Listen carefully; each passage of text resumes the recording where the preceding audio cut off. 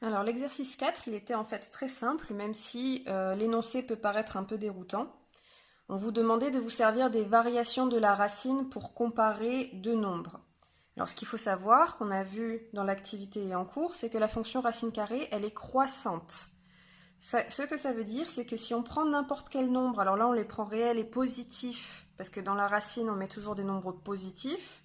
Donc si on prend n'importe quel nombre positif a et b avec a plus petit que b, comme la racine carrée elle est croissante, ça voudra dire que racine de a sera plus petit que racine de b. Et si a était plus grand que b, racine de a serait plus grand que b. Quand une fonction elle est croissante, on garde le sens de l'inégalité.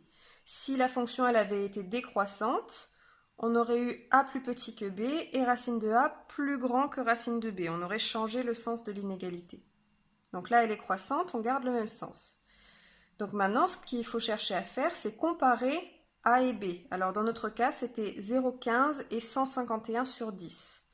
Alors 0,15 c'est plus petit que 151 sur 10 parce que 151 sur 10 c'est 15,1. Donc comme 0,15 c'est plus petit que 151 sur 10, ça veut dire que racine de 0,15 c'est plus petit que racine de 151 sur 10. Et là il faut faire bien attention, on a une fraction et la racine on la fait descendre jusqu'en bas de la fraction. Si on ne la fait pas descendre jusqu'en bas, ça veut dire que la racine elle est que sur le 151, ce qui n'est pas le cas ici, elle est bien sur tout le nombre 151 sur 10, donc on pense bien à la faire descendre jusqu'en bas.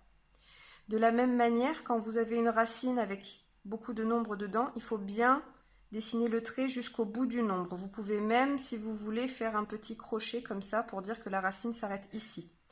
Parce que si vous ne dessinez pas la racine sur tout le nombre, on va considérer que ce qu'il y a dans la racine, c'est que ce qu'il y a en dessous du trait en fait. Donc s'il y a des choses qui restent ici, elles seront considérées comme n'étant pas dans la racine.